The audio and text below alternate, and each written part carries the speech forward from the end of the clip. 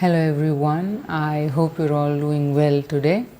So let's talk about anger. Now, the moment we see someone angry, we judge them that they are not being good, they are not nice people if they're being angry. Of course, if they are lashing out at people next to them, it doesn't help. But in the same vein, we also try to calm ourselves immediately if we are angry, not show our anger so that people don't judge us, because there's a lot of shame attached to being angry. So anger is often seen as this negative emotion where people who can't control their emotions have it, and people who are impatient and lack in empathy have anger. In reality, anger is a very, very healthy emotion.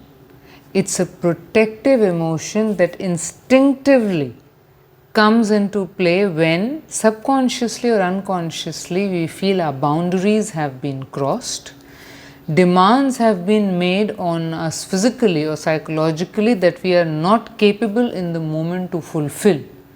We are overwhelmed, or in some way our emotional, let's say, stability has been compromised, boundaries have been crossed, our identity or our needs have not been met, we have been invalidated, and there is some kind of trauma.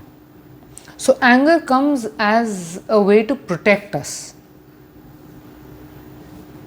But if you really pay close attention, in the deep throes of anger lies unprocessed sorrow. There is a lot of grief that has not been addressed, that has not been resolved, that leads to anger piling up over the years.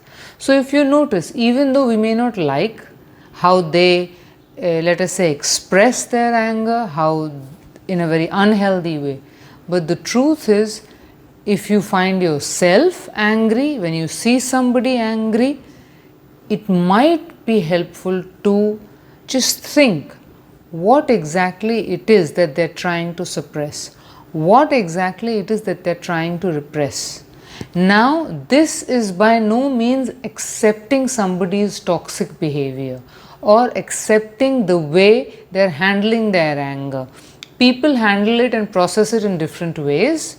Of course, a lot of it is unhealthy, a lot of it is toxic, and a lot of it is even abusive towards the people around them.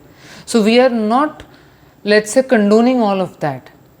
But what I'm saying is, let's say you are a person who gets angry or who is in conflict starts to rage or who snaps, or small things you end up having huge overreactions, then perhaps this might be a time to just allow yourself to feel that anger, to sit and really think, why am I angry? Why is this rage inside? And that is when you will discover it for yourself that within anger lies a lot of unprocessed grief. There have been moments in our life where probably we have experienced, either physically or emotionally and psychologically, negative situations, negative people, and they have impacted us severely, especially if they have been in childhood and we've been very defenseless. We did not even have words, we did not know how to protect ourselves, we did not know how to retaliate, and also maybe we were not in a position to retaliate. That's when deep-seated, deep-rooted anger starts to take place. It starts to take a hold of us, and add to it the society's way of looking at it, like if they are angry, just push it down. Don't feel angry, be happy. Don't get upset, just forgive. So anybody who does wrong, we're supposed to forgive, we're supposed to let go of our boundaries, even if they end up hurting us again. So what will happen? Of course you're going to get angry. So if, for example, take a moment and imagine if it's a toddler. Toddlers, they don't have empathy, they don't know what they're doing, and half the times, they depend on, almost all the time, they depend on grown-ups, their caregivers, their parents, and whoever are the adults around them to be emotionally safe and regulated themselves so they can help them understand and regulate their emotions.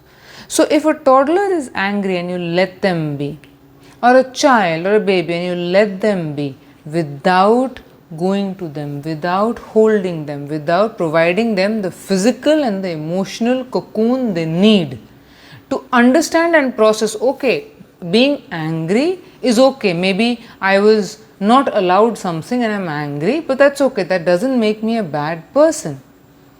So being angry doesn't make you bad. So the shame goes away. I'm angry, I'm feeling angry, and I'll get over it. I'll process it. I'll find ways to process. But imagine if the same toddler, nobody goes to him or her and they're just left to deal with that immense amount of emotional turbulence on their own, alone, frustrated because they don't understand what's happening, scared because the grown-ups around them are not helping, even more afraid because they don't know what's going to happen. How angry the child is going to be.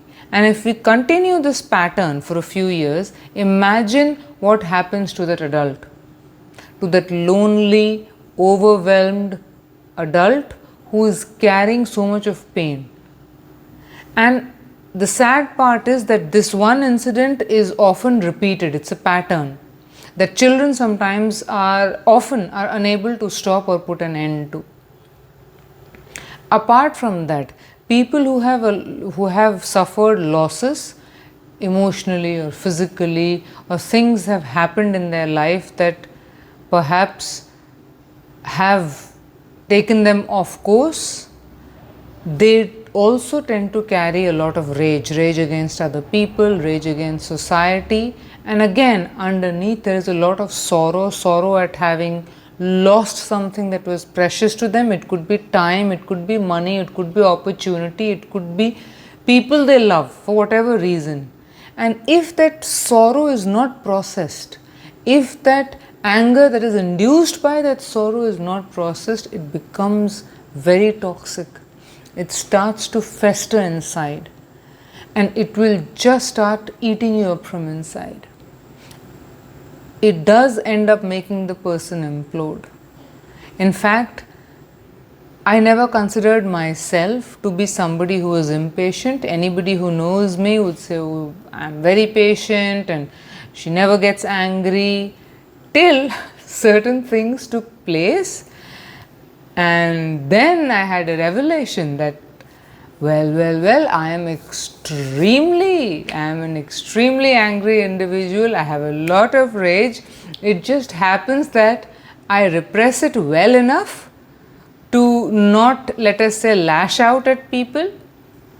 But of course, food is one of the ways I cope with it. There are other coping mechanisms in place, and it was a very difficult moment when you start realizing, and it's not one moment, it's just that things start happening that you're forced to become aware of your own rage, of your own anger, and it is a difficult place to be, especially when you have to understand the shame that's associated with that being angry. Then you don't want other people to think bad of you, you don't want to appear angry, you don't want to lash out at your loved ones. So it's a difficult place.